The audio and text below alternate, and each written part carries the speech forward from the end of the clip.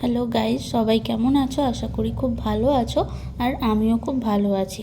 আর আজকে আমি তোমাদের সাথে যে রেসিপিটা শেয়ার করব, সেই রেসিপিটার নাম কিন্তু আমি জানি না।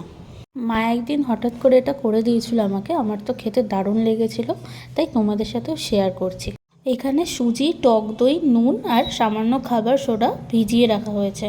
এবার মিক্সিতে ওটা পেস্ট করার পর প্যানে ভেজে নিতে হবে।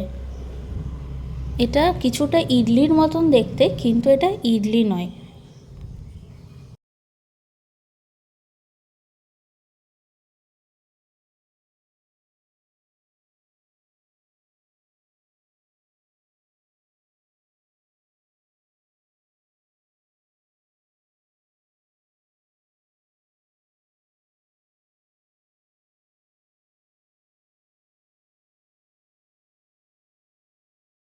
এটা ভাজা কমপ্লিট হয়ে গেছে।